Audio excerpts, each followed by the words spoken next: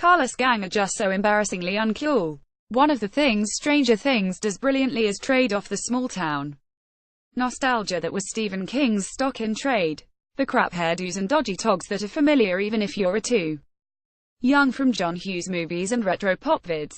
Moving the action to the big city, filled with unconvincing hobos and drug addicts isn't warmly nostalgic, it's deeply cringe-inducing.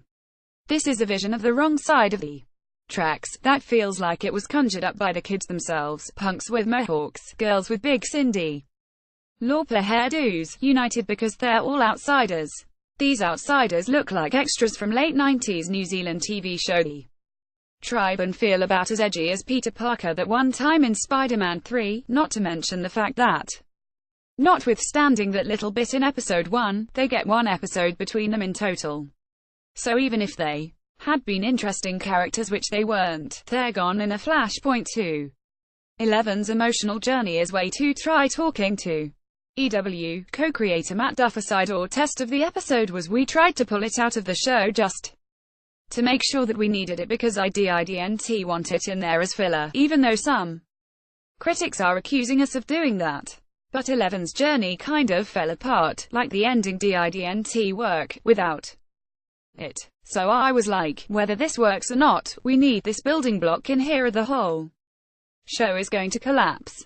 It's not going to end well, copyright Netflix and Lee, it doesn't work, and actually it feels really cheap. We see Carly working with Eleven on focusing her powers, but we've already seen her flip a truck. In season 1, she doesn't especially need it. Eleven has a brief relationship with her sister which could have been interesting and packed a real emotional punch, but it isn't developed. The idea that she had to go away for one episode only to discover she should come home just felt throwaway. Eleven deserves better. Point 3. It turns Hopper into a douche. You must admit we've got some serious issues with the relationship between Hopper, David Harbour and Eleven. We're pretty sure it's meant to be paternal, but to us there is something a bit Leonish about it. That aside though, this whole interlude hammers home why putting Eleven in Hopper's charge at the close of the season is a terrible idea. Copyright Netflix advertisement continue reading below. Not only does he keep her shut in a cabin and refuses to let her contact Mike, but around this point in the series he apparently forgets all about her. Put it this way, the apocalypse is descending all around and your 13-year-old daughter is alone in the middle of a forest in a not terribly well fortified cabin. Wouldn't you be a bit worried and maybe check up on her?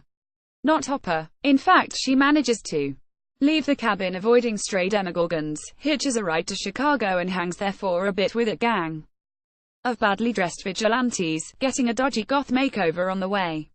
And Hopper doesn't even notice. Point 4. It feels like a pilot for a spin-off. Whether it works for people or not, it allows us to experiment a little bit.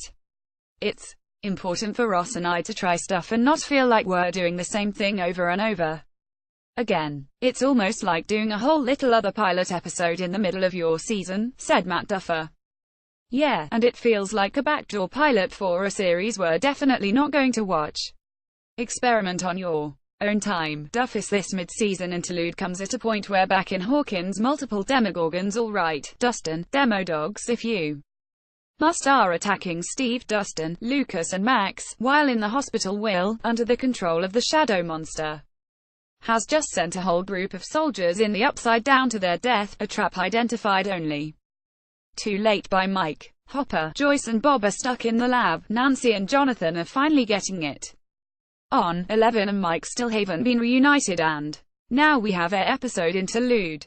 Horrible timing, so off to the Upside Down with episode 7, and thank goodness episodes 8 and 9 brought us back to Hawkins.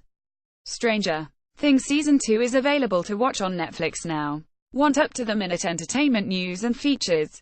Just hit like on our Digital Spy Facebook page and follow on our @Digital Spy Twitter account and you're all set.